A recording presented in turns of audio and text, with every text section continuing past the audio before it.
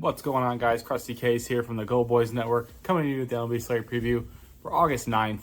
Before we hop into this, I want to remind you all you can get all these odds at FanDuel Sportsbook. Let's not waste any more time. We have a monster slate on our hands. So the first one, the Cleveland Guardians taking on the Twins. Currently, the Guardians are 9 ounce starter. Looks like Bailey Ober coming out for the Twins. It's going to be the Guardians here for me, pending who they put out. So I'll leave it as Guardians money line for now. But I just think they get to Ober. Ober's a guy who, in my opinion, this Cleveland team's seen a lot. And although they're not really hitting righties that well, this feels like a spot where the familiarity kind of helps them. And I think ultimately all the lefties in this lineup can do some damage. I'm hoping the Guardians just opt for like a bullpen game. That would be ideal in my opinion. But no word on what they're doing just yet. Our next one, the Angels taking on the Nationals. It's Jose Soriano versus Mitchell Parker. It's going to be the Nats for me here. I like Mitchell Parker. I like him in this matchup. You get an Angels team who overall just not really hitting right now. It's a great spot for him to pitch well, in my opinion. I do think Soriano pitches relatively well, too. You get a Washington team who kind of in the same boat, just not hitting. So a spot where Soriano can pitch well. Mitchell Parker, I think he pitches well, too. Wouldn't be surprised if this thing's more of on the low-scoring side. What steered me off the under, truthfully, is how bad the Washington bullpen has been. So I do like the Nats to get the win, hoping they can get us some run support here for Parker. And hopefully that bullpen that's been a little shaky can get it done for us. Our next one, the Baltimore Orioles taking on the Tampa Bay Rays.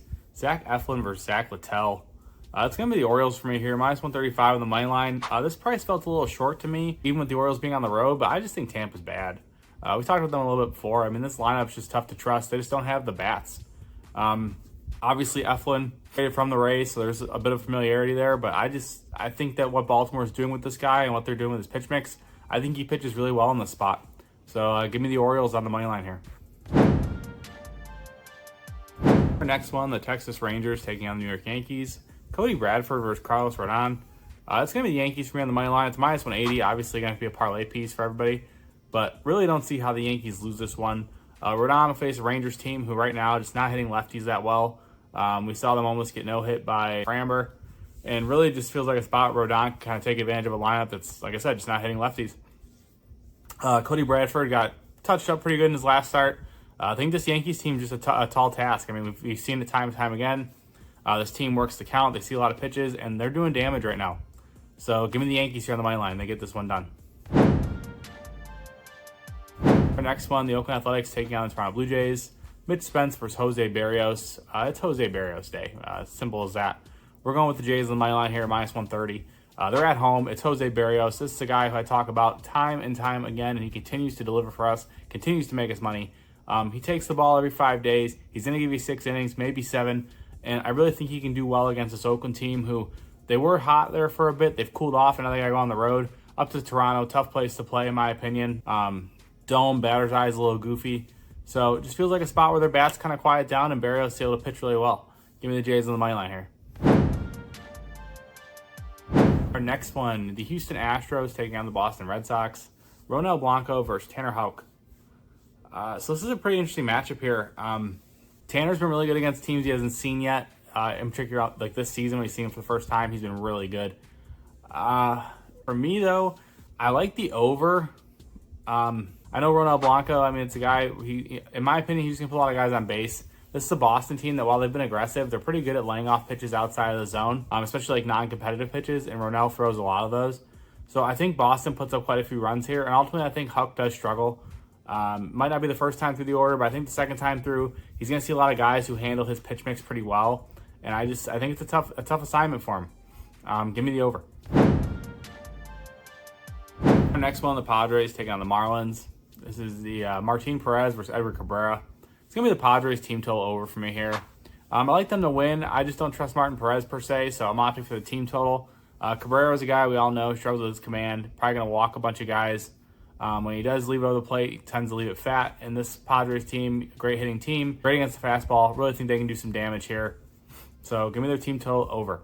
Wait, before we get back to the picks, I wanted to thank you all for watching.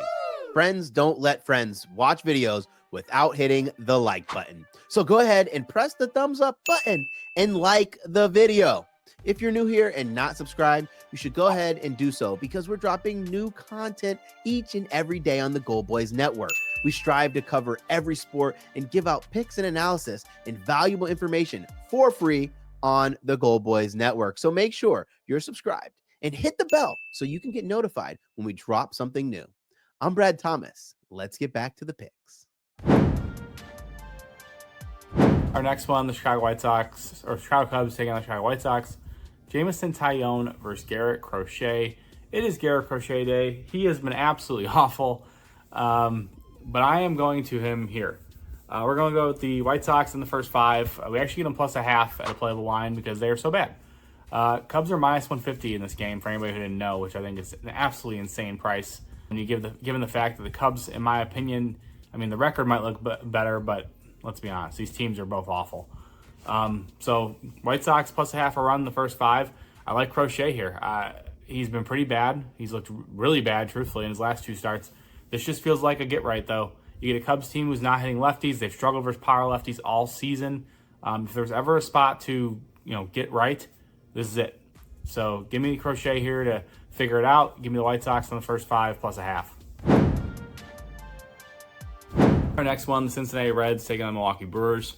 Carson Spires versus Aaron Savale. It's the Brewers here for me. I mean, what are we doing? With this price, minus 135, Brewers at home.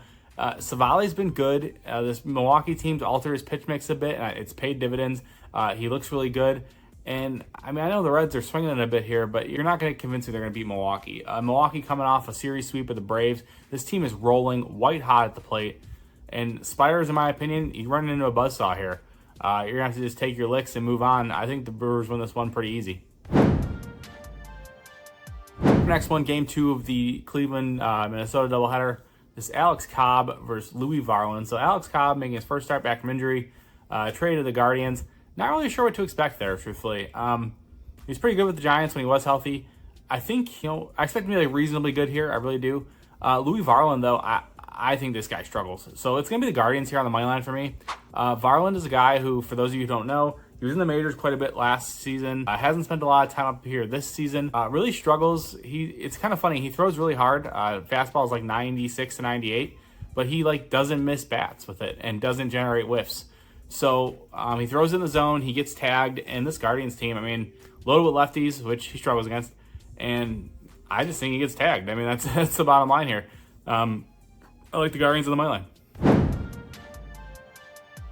Our next one, the St. Louis Cardinals versus Kansas City Royals. Michael McCullough versus Michael Lorenzen, or Miles McCullough versus Michael Lorenzen. Sorry, guys.